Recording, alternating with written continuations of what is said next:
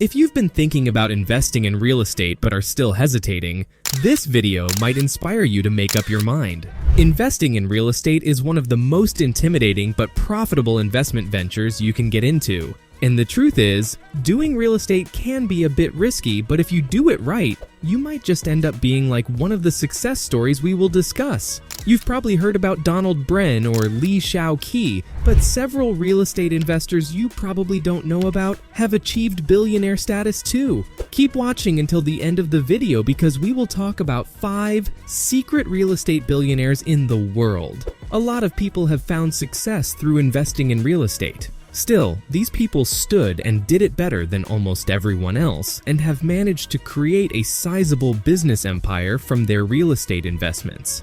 The billionaires we will discuss might not be the biggest earners in their game, but they have been featured in esteemed business journals like Forbes and Bloomberg. But who exactly are these secret real estate billionaires? How did they achieve their wealth or status today? And what can we learn from them? Sam Zell. This billionaire's story is truly one for the books because if his parents couldn't migrate to the US 4 months before Zell was born, we might not be talking about him today. Sam Zell is of Polish descent, and his family escaped to the US during World War II to escape the German invasion.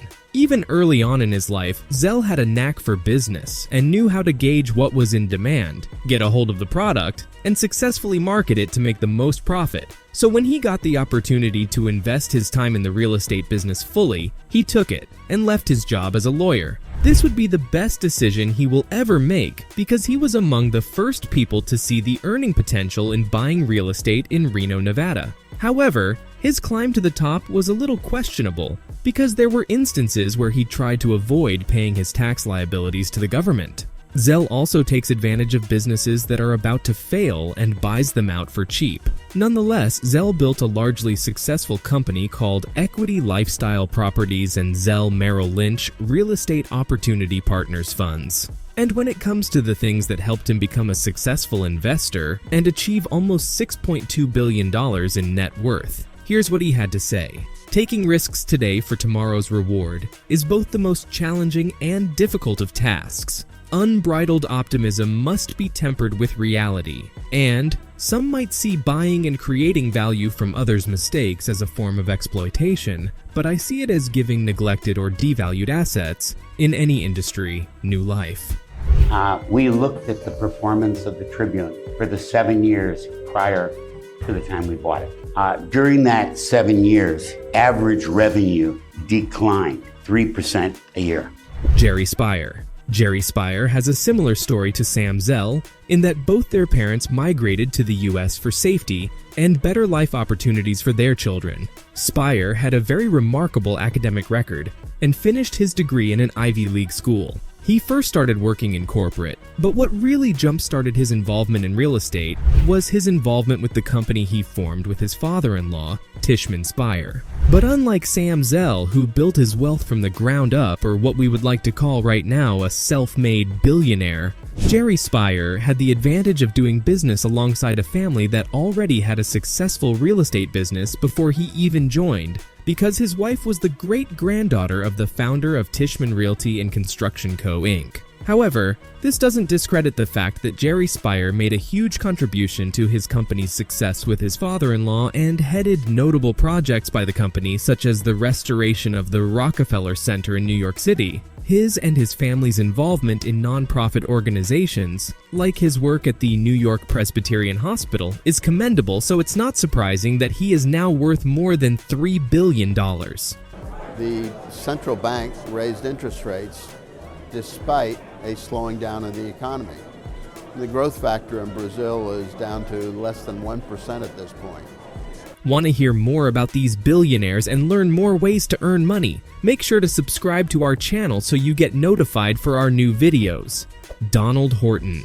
Unlike the first 2 billionaires we talked about, there's not as much information available about Donald Horton himself outside of how he ended up in the real estate business. Horton's family was already somewhat involved in real estate through his father's brokerage business, but initially, Horton took up pharmacy but ended up not finishing the degree. Horton decided that his true passion was in real estate investments and home building. So he founded his own company, Dr. Horton, in the late 1970s. The company was met with success after its first project building homes in Dallas, Texas. His business venture is expected to continue to grow even more in the future due to the state's increasing population. Now, not only is his company successful in Texas, but he also has building projects in several states across the United States. Because of this, Donald Horton is currently worth $4 billion. Stefan Soloviev. Stefan Soloviev is the youngest billionaire on this list, having built an impressive portfolio at only 45 years old. This makes sense given that he had some kind of leverage due to the already successful real estate business that his father built. Although he did start his career in business by working in his father's companies, Stefan had business ideas of his own and saw the earning potential in agriculture as well, so he built his own companies such as Crossroads Agriculture.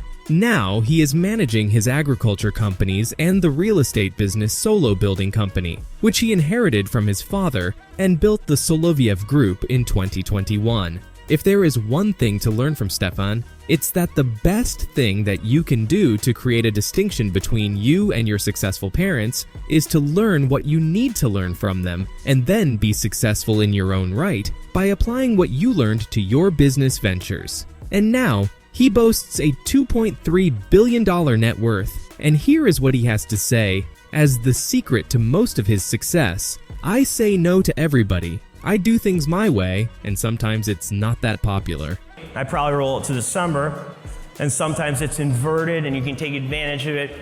Commodity market, that's where I really got into agriculture that way. And then I saw the value of farming. I learned about farming, and I went at it. Bob Faith. Robert Bob Faith is one of the co-founders of the highly successful Greystar Real Estate Properties Company.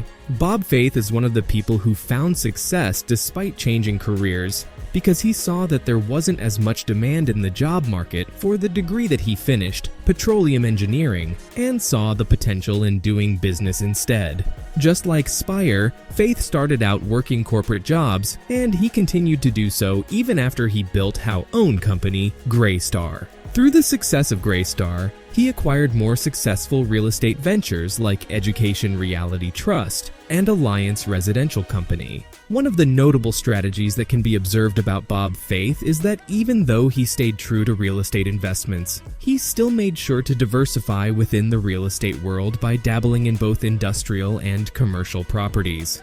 Bob continues to see growth in Greystar and is now worth almost $6 billion.